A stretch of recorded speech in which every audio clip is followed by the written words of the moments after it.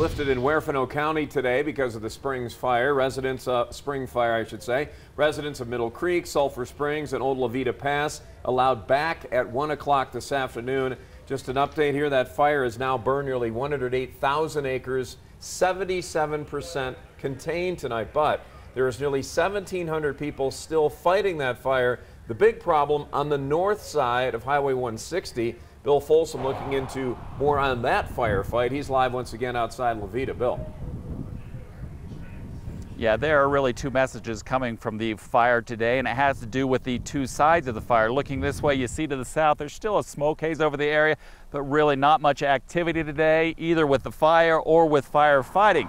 In this area, just south of 160, is where the people were able to go back today that you were talking about, all the way up to the mountain. But again, south of 160, go north of 160, there are still people evacuated, and especially the area around what's called 520 up there. We've been watching this today, a lot of activity, smoke coming up, also a lot of helicopters going in, putting water drops on the fire.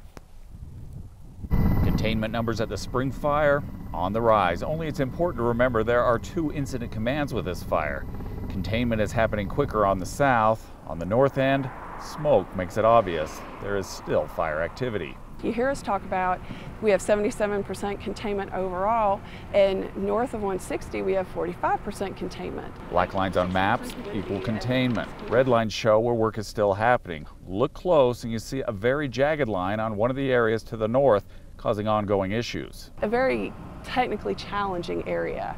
We have rock faces, we have steep terrain, we have very narrow canyons. Just getting crews to the area is difficult, and even when possible, putting firefighters on the ground in some spots may not be wise. Sometimes it's not safe for us to go down here. That's when fire bosses look for options. We'll bump out a little bit and we'll bring in specialized equipment to work on those containment lines. It typically means a slower pace toward containment.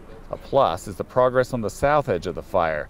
It makes more resources available for the north. We move our personnel and our equipment from areas that are secure to areas that we need them. We will migrate with this fire as it moves. And it's not just about containment. Within the interior today, we've been seeing a lot of activity out in this area. It's been smoke coming and going. Right now it's been dying down, but over the last couple of hours we've seen smoke come up, it dies down, they go in, knock it down.